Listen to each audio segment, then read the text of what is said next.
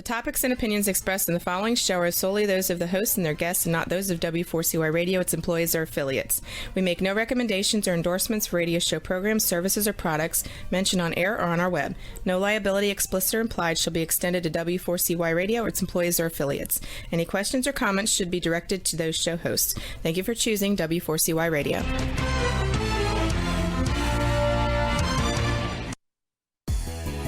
Welcome back, everyone, to the Geeks, Geezers, and Googlization Show, the home of Googlization Nation, where we talk with HR and business thought leaders about the crazy shift going on in the world of business, technology, and HR. Here's your host, Ira Wolf. Hey, welcome back, everyone, to Googlization Nation and the Geeks, Geezers, and Googlization Show. You see, we got a familiar face here. Keith, I still can't get used to the opening because I'm still waiting for that other split second of it's Ira Wolf and Keith Campagna. So right. Welcome back to Geeks, Geezers, and Googlization. Yeah, buddy, it's bittersweet, right? Even I was sitting there going, oh, that's what it sounds like when my name's not there. Yeah, every time it's like, oh, I got like another 2 seconds before I can speak, and I don't have anymore. So you gave me 2 seconds back to my life, I guess. Right. But we missed you, and so does everybody else. And I know our guest today, Torin Ellis, who we'll be bringing on in just a minute. We're not going to do a whole lot of intro today because we want to get to him. We want to maximize his time on here, and appreciate you being back because you formalized it. I reached out to Torin a while ago, but you have the bigger influence. So he'll be coming on very shortly. So I really do appreciate that. But it's good to be back and have you back in the seat. Yeah, and I'll be honest, I don't know if I have more influence, but I've got that pain in the ass sales persistence thing where I wasn't about to let him go. I mean, Torin has made an amazing, he probably knows it by now, but the influence he made when we met was legit. It was sincere. And then I watched him speak and it took me 2 years, but here we are. I finally got to talk to him a little bit more. I appreciate that persistence and glad to hear things are going well for you as well with the ROI shop and things going on. So life moves on. We need to kind of make sure everybody, again, we appreciate everybody being here, but we're living in some challenging times. Right before the show, we're talking about even your kids. You're father of two kids. It's what's going to happen in the next couple of days or after the holidays. And a lot of schools are shutting down. Business, it's getting pretty ugly out there. So we're pleading with everybody. It's pretty simple stuff. Take your precautions, wear your masks, keep your distance. And we do hope that everyone listening is safe. Do what it takes to get beyond this. We got those vaccines hopefully coming up, but it's not going to be an overnight fix. But we want to get back to some sense of normal, whatever that is, and we're going to hold that whole discussion because again, with our conversation today about social justice, diversity, inclusion, equality. We don't want to go back to normal because normal wasn't very healthy. Right. And for me, I have a positive outlook. I tend to see the positive in pretty much everything. And I can't help but think that it's because we've had to go through what we have these last couple months. As a country, we've exposed our wounds, we've exposed our weaknesses, we've exposed our strengths. And it's having Torin, like, I'm so happy there are people like Torin out there that actually has such a bigger stage now because, this idea of inclusion is very, very sensitive because some people argue for it. Some people argue they don't realize they're arguing against it. Then you have history that the momentum of the way businesses are run and the change with students and technology, and there's so much opportunity for good to come out of the other side of this tunnel. I don't want anyone's parents or kids to get sick from COVID, so act compassionately, put on a mask when you go outside. It's going to be cold out most of the places anyway. So just be cool, be calm. We'll get through this and listen to what Torin Ellis has to say. Yeah, no, for sure. So, hey, I want to make sure we maximize the time and get as much out of Torin as we possibly can, because I know he has a lot to say. So we're going to bring him on. We have got, I looked at so many different places, and he sent me his bio too. He's listed as a diversity strategist, human capital strategist. He's the author of Rip the Resume. He's the host of Career Mix, which is on Sirius XM. He's the co-host of a great podcast. If you don't having a chance to listen to it, I've been listening to it in the last couple of weeks. You want to talk about authenticity, transparency, integrity, honesty, just an open conversation of stuff that's going on every week. He's co-host of Crazy and the King. So it's Crazy and the King. We'll check which one he is, if he's crazy or the king. Torin, hopefully you're there. There he is. Hey, welcome to Geeks Geezers and Googlization. Yes, indeed. Thank you ever so much. I appreciate you all for having me. And real quick, Ira and Keith, if I can do this, for those that may have a visible disability, I'm wearing a gray sleeveless hoodie with white letters on it for mind, body, and spirit. I'm sitting in front of a piece of artwork that has about 50 to 75 different colors of burgundy and maroon. And shout out to all of the people on the LGBTQIA spectrum and their allies, because this is Transgender Awareness Week of 2020.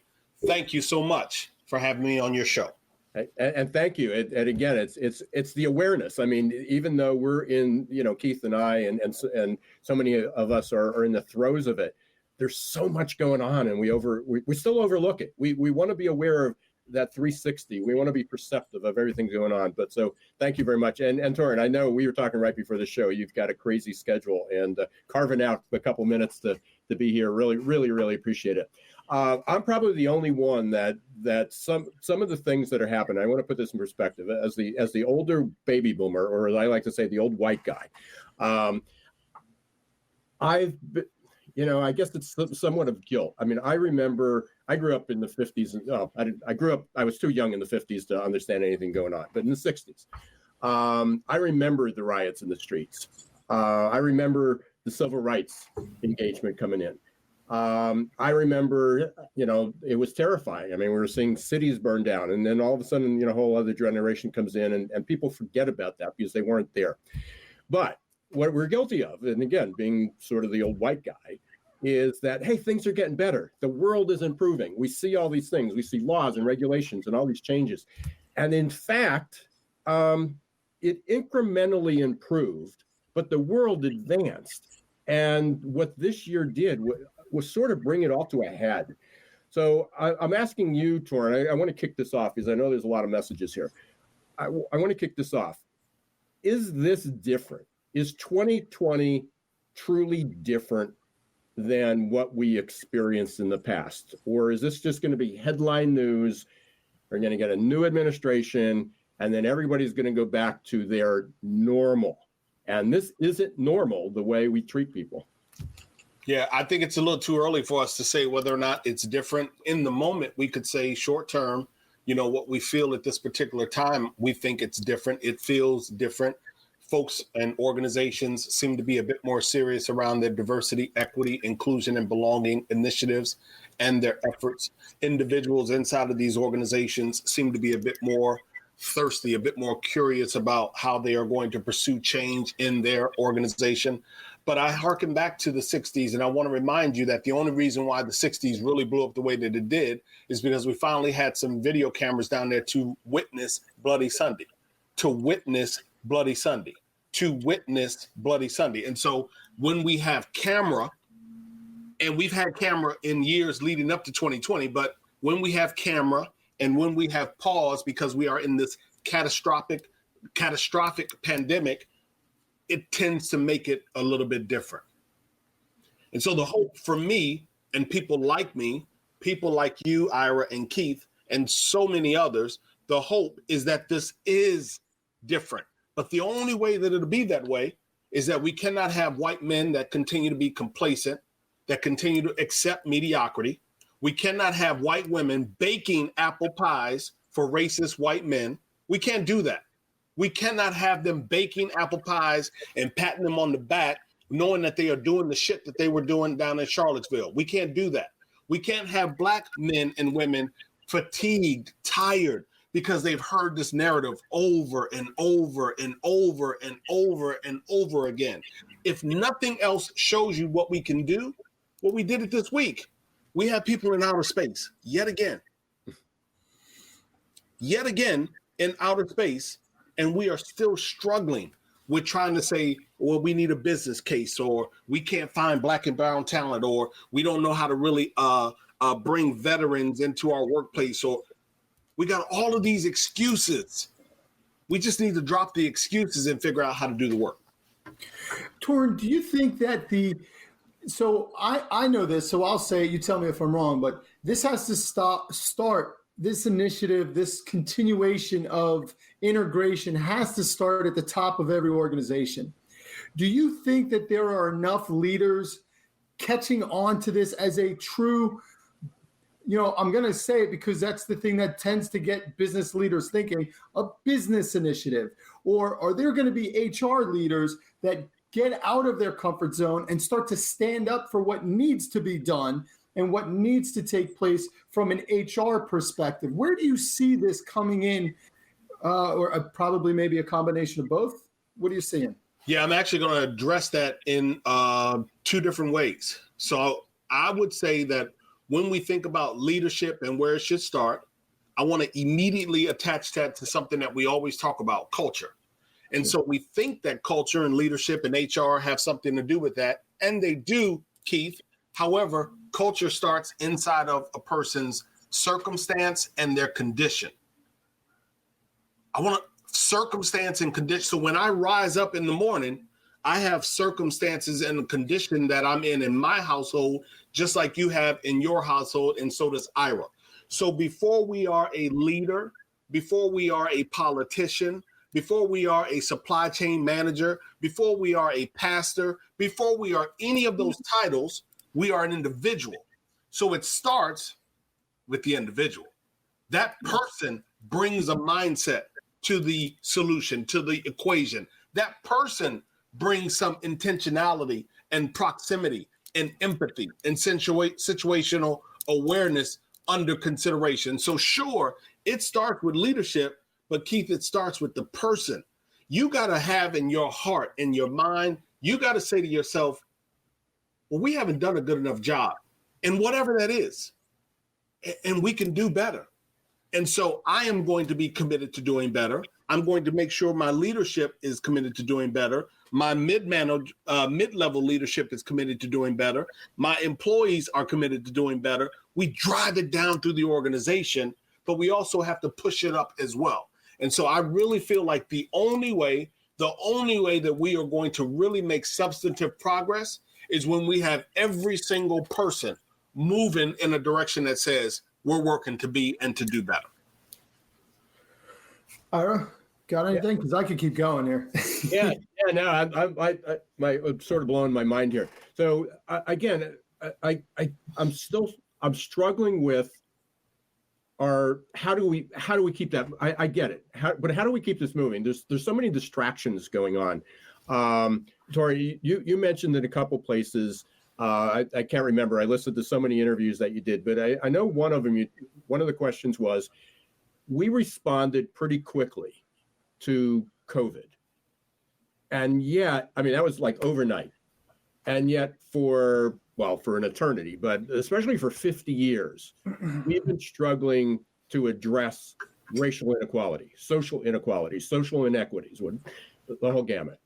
Why were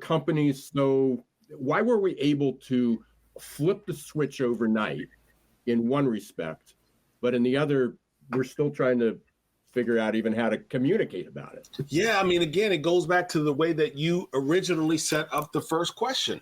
You set it up with how you were, or how you matriculated through your youth, entered into manhood, and then in many ways, Ira, have operated in your professional career. And I am in no way suggesting that sequence or that course, that journey is racist. I'm not saying that, suggesting that. I'm saying that we need to be more intentional. Now, Ira is intentional.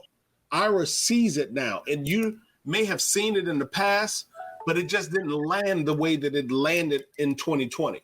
And so what I'm saying is that if organizations, every single organization figured out how within a 2-week period to take their operations from one way of doing it to a distributed, agile way of doing it, remote way of doing it, if we can do that with thousands, tens of thousands of people, equipment and every other thing, then why can't we do that as it relates to building high-performing teams?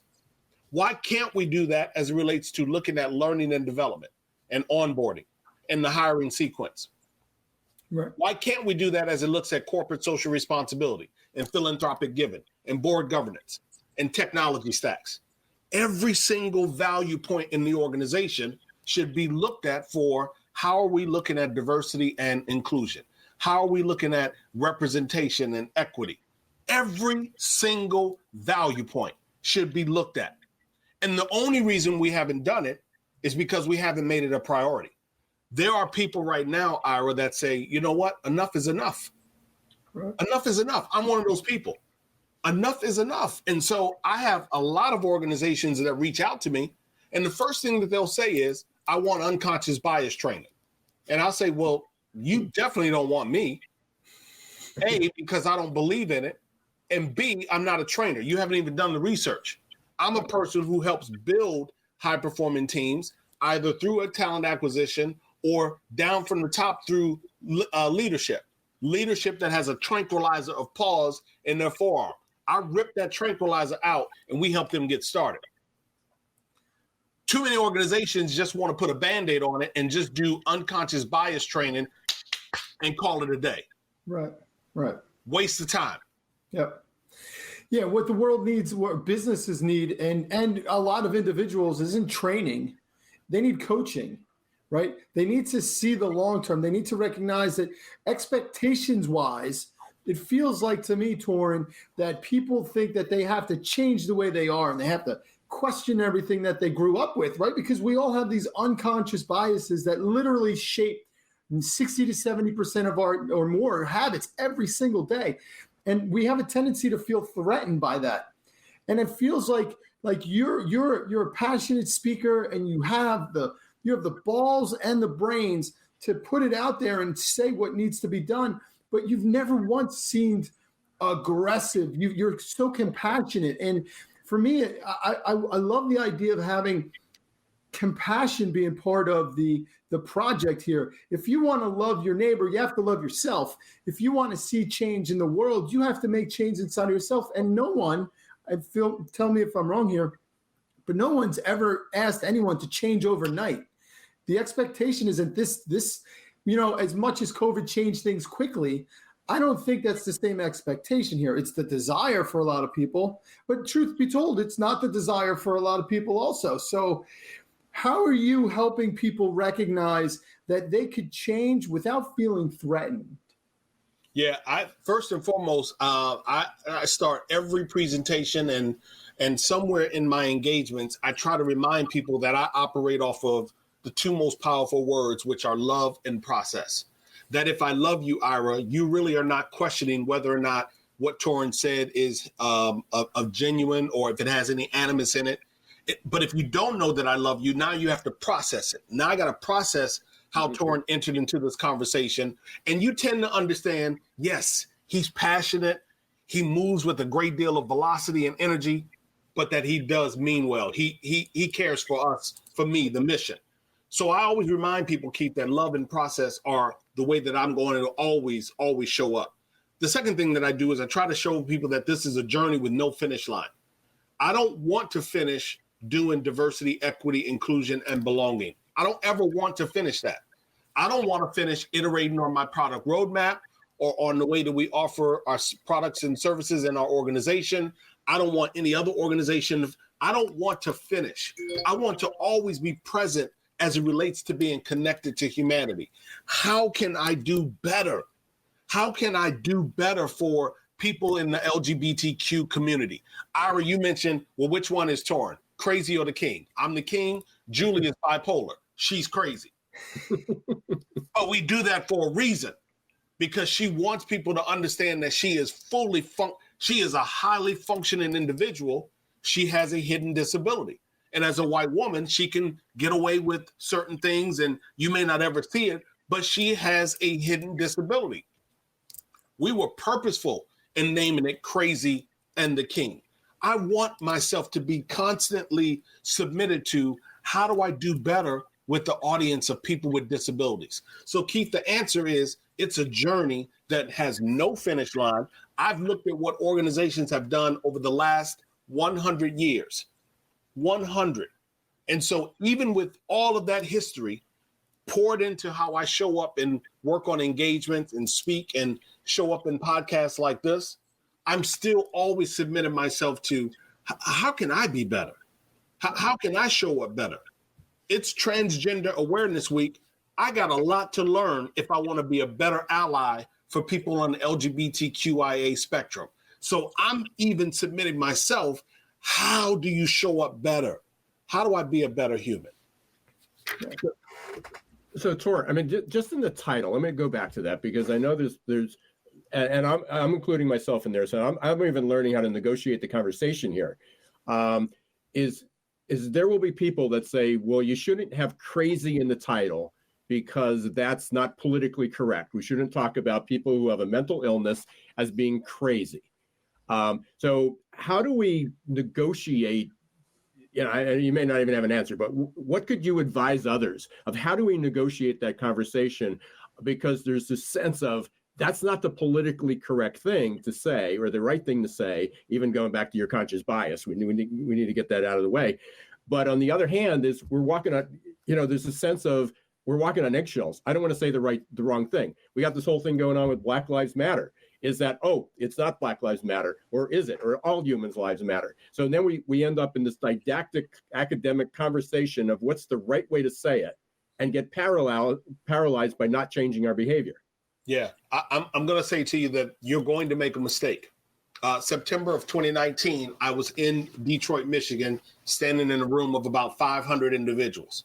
I said 3 words, and those 3 words offended a young Black man in the audience.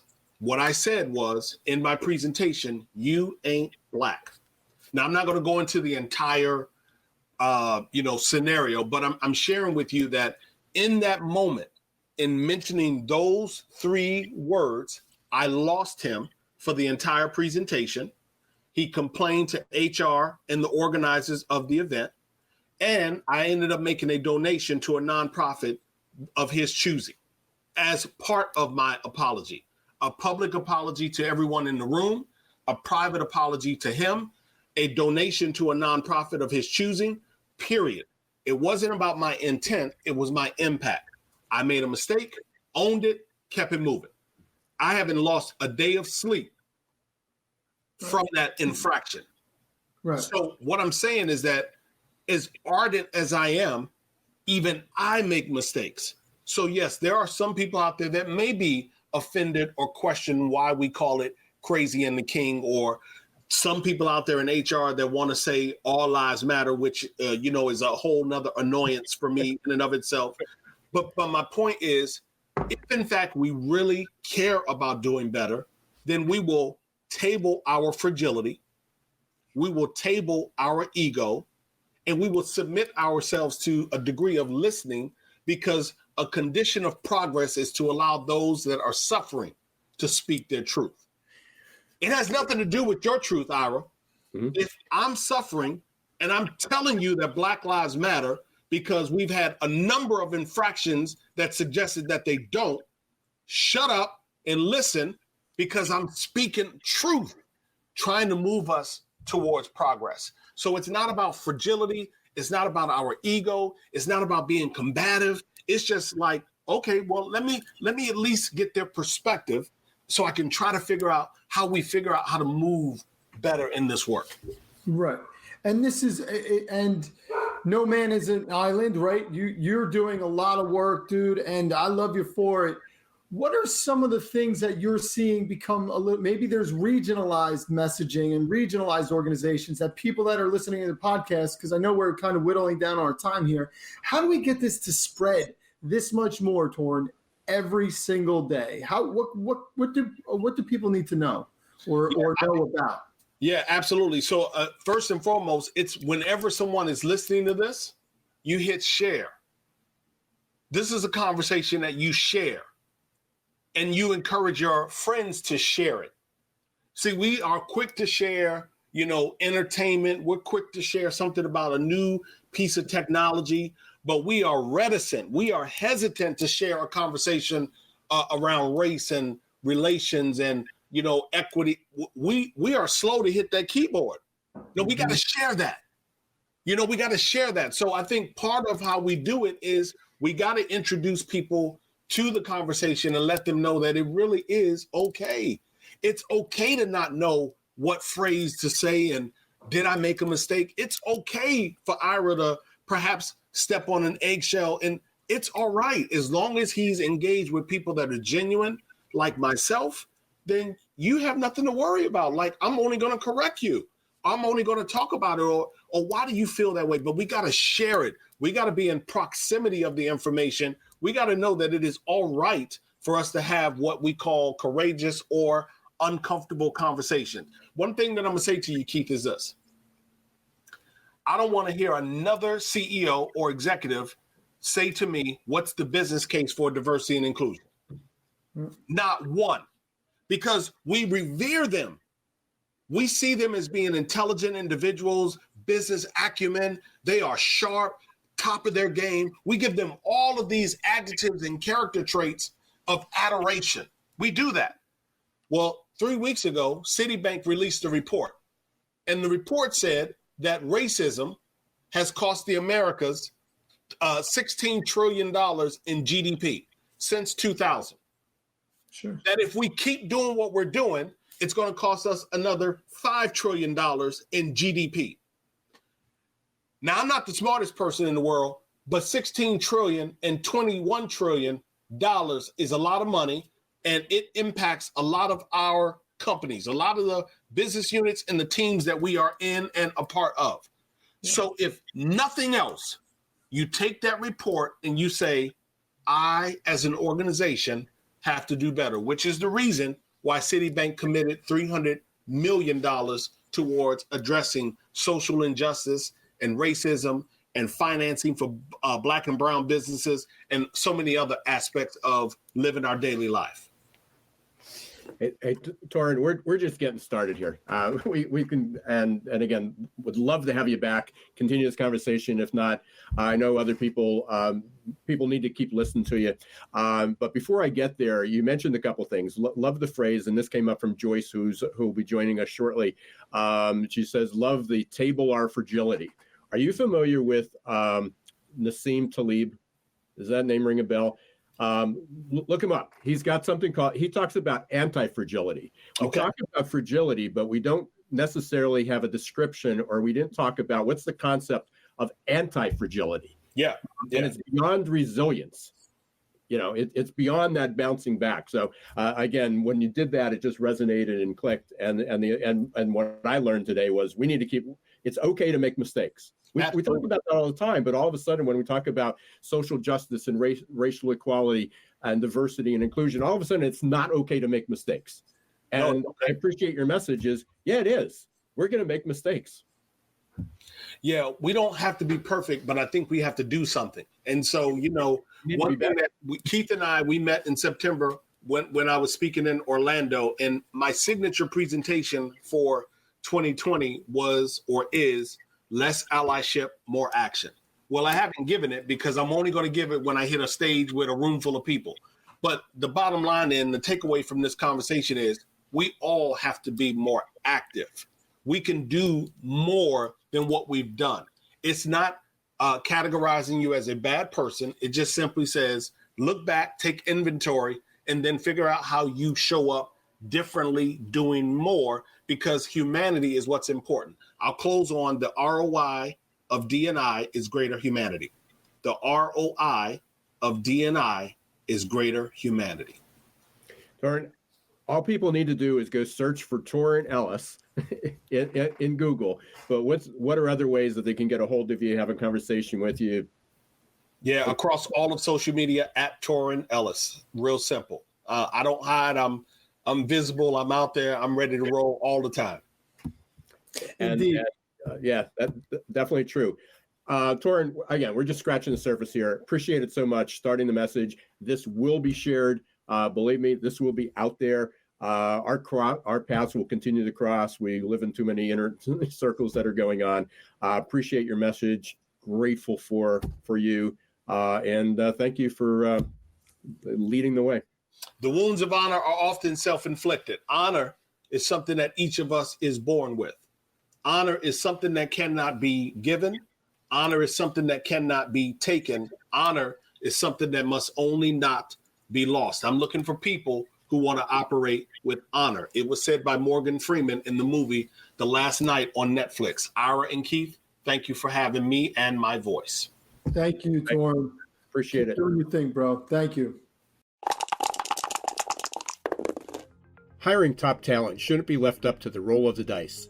And yet, that's exactly what many organizations do. They roll the dice, cross their fingers, and pray for a better outcome.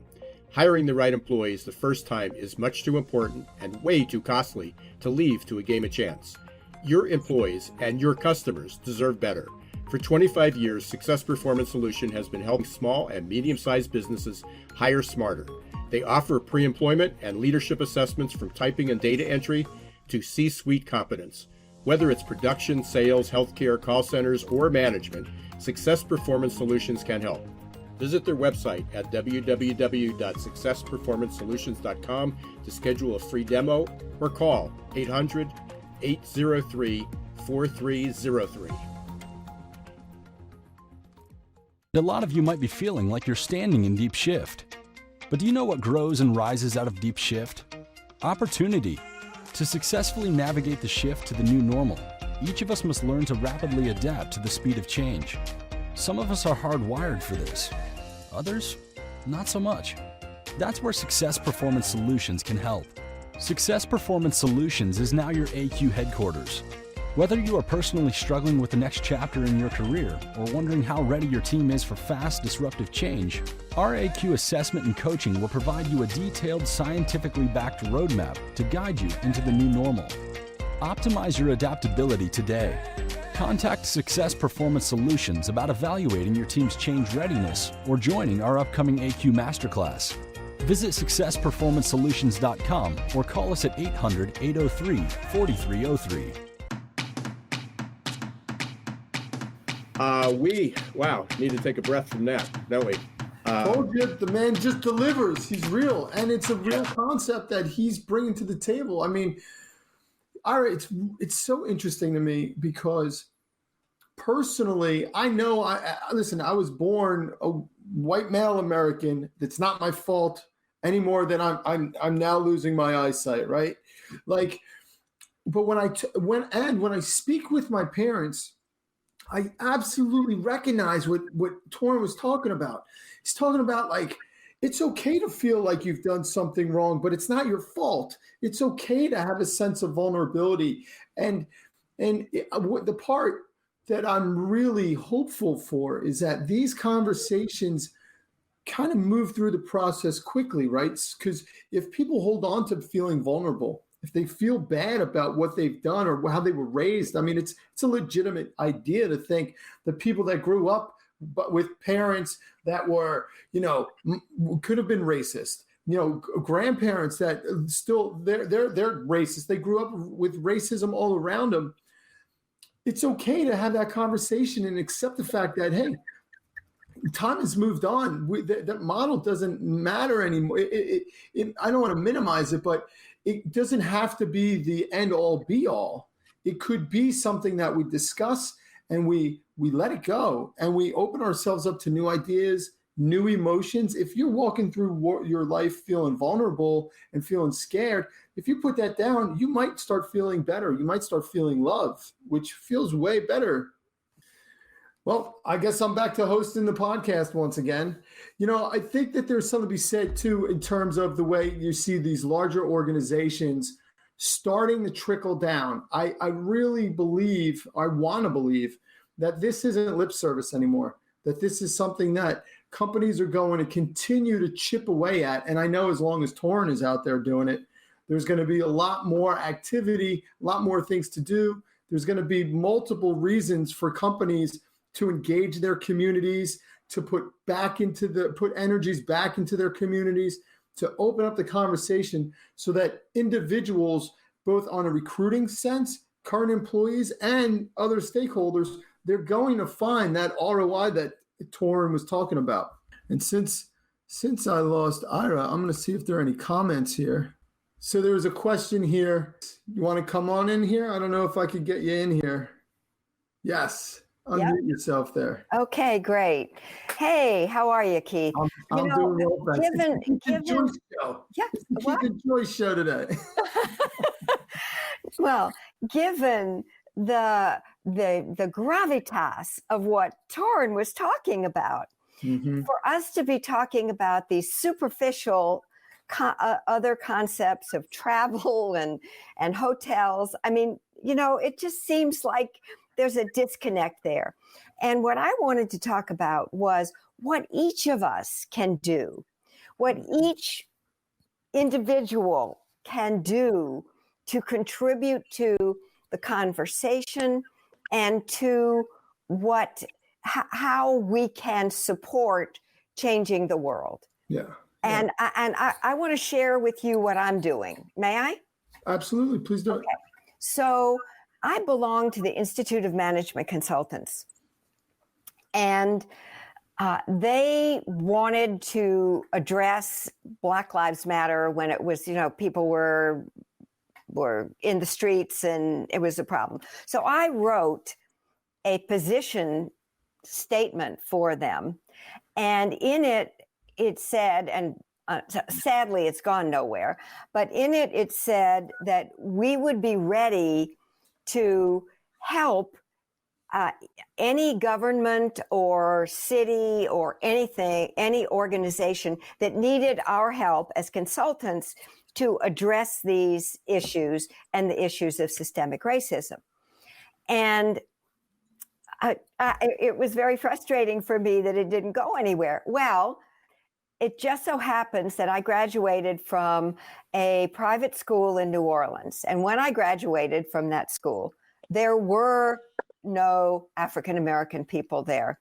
In fact, I was in high school in the era where they were creating schools so that Black people and white people wouldn't be able to go to school together. And I grew up with such a limited existence that some years later, I discovered I did have that unconscious bias that I feared that I had.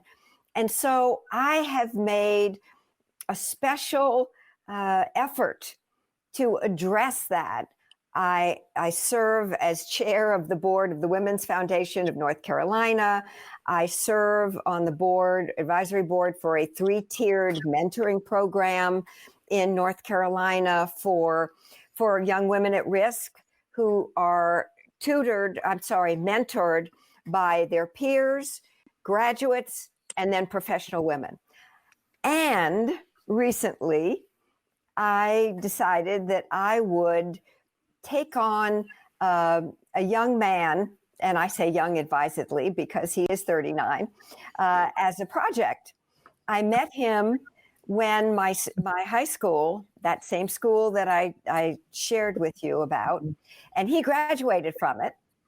And he was also a graduate of Stanford, and he has like 3 master's degrees or something. And I'm helping him to find the right position for him. He actually is an expert in D&I, and he is going to be such an asset to some organization, and he just hasn't found the right spot yet.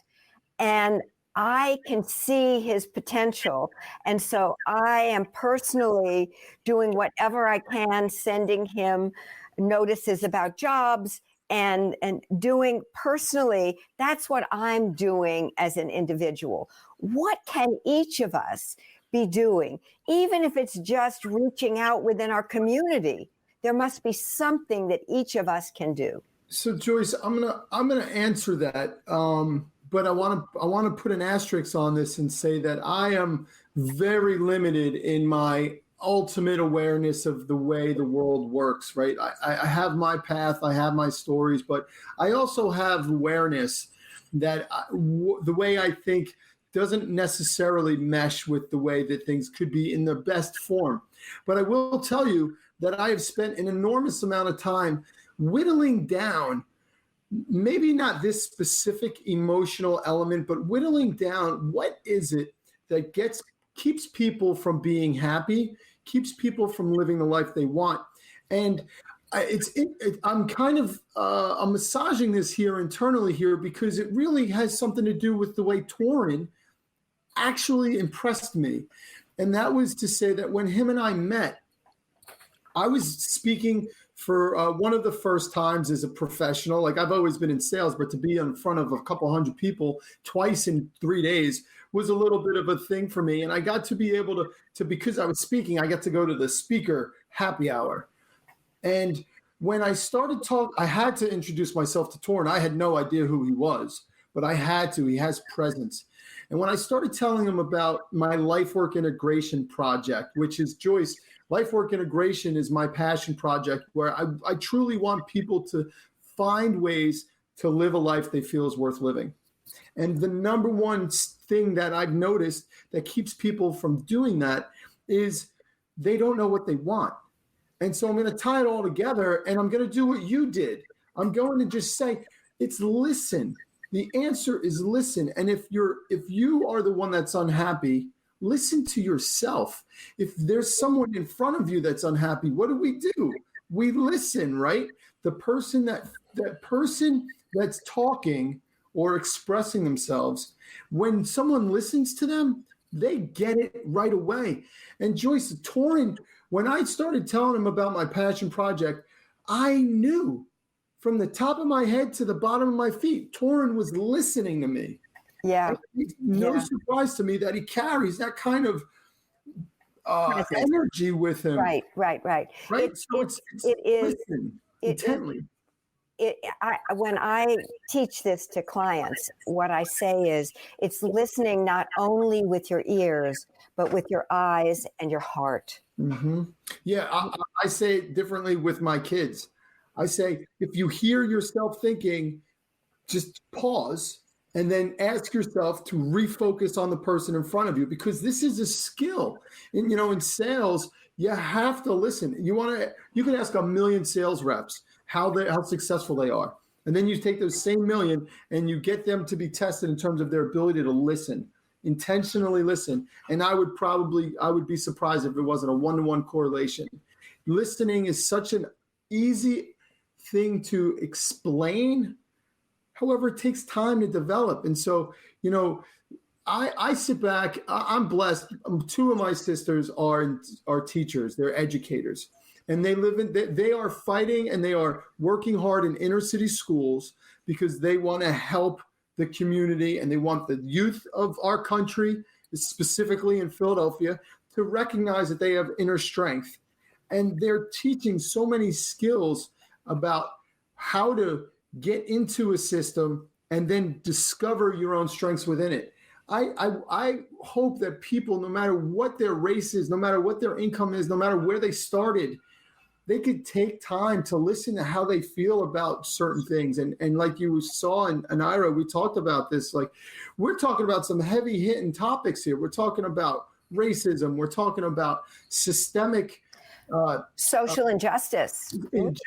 We're talking about the kind of things that it's easy to be to push back on and say, hey, it's not me. So like that, to me, I love a country, I love a world that when someone says, hey, it's not me, they stop and they go, well, maybe, how do I feel right now? Do I feel like I'm a victim, or do I feel like I might have something that I could do differently? And that's what I loved about Torin's answer, right, Ira? Just do one thing differently. Welcome back, Ira. Thanks for allowing me to be a guest on my show.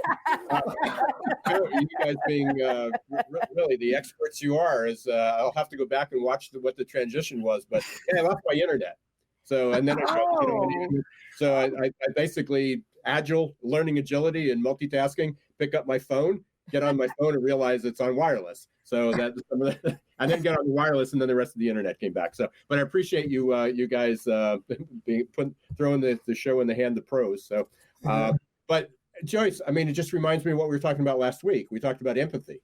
Yeah. And, I mean, when you talk about listening, people say, well, we need an active listening course and we need to become better listeners. Well, you can't listen without empathy. I mean, it goes back to, we keep regenerating this whole conversation, and empathy is more than just standing in somebody else's shoes and looking the other way. Because if we just flip shoes and I'm looking at you and I'm listening to you on my show, have this conversation, it's like, I also have to be listening to you. It's not like waiting for you to take a breath so I can get back in. You have to truly be listening, and we don't. I can't help think, I mean, there's so much we've watched over the year, but one of the more touching films or movies, to understand what it's like to walk in the shoes of a Black parent, because we can think of, I grew up, Joyce, you grew up on the same culture as well. We're both have Jewish heritage. We're both, and we still go back to 6 million of our people being lost, and frankly, on my mother's side, knew 2 or 3 uncles, my grandparents, and their brothers and sisters, but 7 of them have never met. I mean, and all the relatives that came down from there, because they were all lost. But there was a dissociation. It's like, that happened, now we're past it, and we're better. And then you realize we're not, because it affected other races. There was a movie that we just watched on Netflix by Kerry Washington, and it was a Broadway play. And it was literally very, very heartfelt. And it was what it's like for a Black parent to, every time their child walks out their home, right, feel and that. it's like, well, live in that, and they go, that's not the way it should be. And then it was a mixed marriage, so there was a white husband, it was a police detective, there was all these dynamics going on, and you're sitting there, just your eyes are filling up, and it's like, this is what it's like to be fearful of every time your child walks out. It's not like, be careful, watch for the crazy other driver. It is literally hey, if you get stopped, you may get shot by the people that are supposed to protect you. And that, to me, that was happening in 2020 is crazy, because you and I are the only 2 other people left on this call that sort of remember going back to, oh, that was in the 60s. We're past that. That was in the 70s. We're past that. That was in the 80s. We're past that. No, we're not. Right. And it's interesting, too, to hear that story and get your perspective, because, it wasn't that long ago. Dave Chappelle has been doing an amazing amount of work speaking about the idea that, like, he has that gift, right, where he puts it out there, how people, we got to get together, things are messed up. And if you feel like you've been neglected or not listened to or abused, so do I, and so do my Black brothers and sisters. And it's almost like you can't help, as a white guy, I can't help but think, holy shit, you just nailed it. Excuse me, Joyce, didn't mean to curse in front of a lady. But the point is, it's like, heard that before, I can tell. The point is, it's like, I was surprised you apologized. Hey, Keith, I don't want to cut you off, but we're gonna have to wrap up. I'm getting the warning. Because we're just getting started.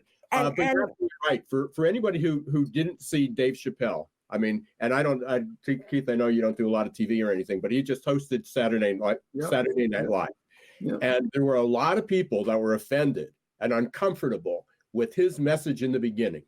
And the reality is that people needed to listen to that and say, why am I uncomfortable with this? Yep. One of the things that we have not talked about today, Ira, is your course in adaptability. And it's so important because adaptability is part of how we're going to get ourselves out of this mess. Unlearning.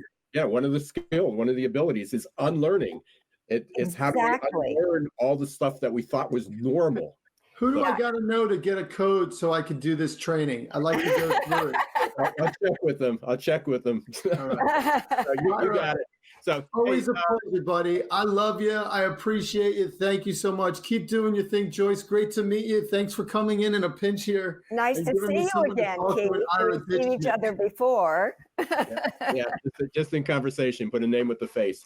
Hi, Joyce. I know we didn't do. I appreciate again. Just the follow through. I got to listen to the segue now, but we'll be back next week with Ahead of the Curve. I know we'll probably whether we'll pick up the hotel hacks or something else, but you're also going to be a bigger part of the show. So really appreciate that and have a bigger conversation. So welcome that. We continue to evolve and grow, and we again. People like Geeks with Torin Ellis, very grateful that he was on, and very grateful that my internet stayed up through the that part of the show. We are too, right, Keith? So really appreciate it. For all those listening, on Friday we got a special, not edition of Geeks Geezers and Googlization, but with our mutual friend Joyce, Ed Gordon, doing our monthly Gordon report. We're going to talk about COVID-19. Jobs, China, all the different reports. So we're going to get an update on from Ed Gordon on Friday at noon. You can catch that on the YouTube channel, youtube.com/Ira Wolf. That's going to be a great one. So don't miss it, folks. Yeah, no, absolutely. And as always, we will be back Wednesdays, 1 p.m. Eastern time on YouTube, Facebook, W4CY. And then on all your favorite podcasts and the replays. We will be back with Geeks, Geezers, and Googlization. I don't remember who our guest is next week, but we've got some, again, heavy hitters, and we'll be continuing this conversation. As Torin said, this is a journey. There is no end. We'll be talking about this. Keith, I do hope you come back and join us. You're welcome anytime. We'll be with you. And happy Thanksgiving to you, Keith. Probably won't. Thanks. See you then. For everybody listening, Geeks, Geezers, and Googlization, I'm Ira Wolf. Got Joyce Joya and Keith Campagna today. Thank you, Torin Ellis. Hopefully everybody shares this week's message. Don't let the shift hit your plans.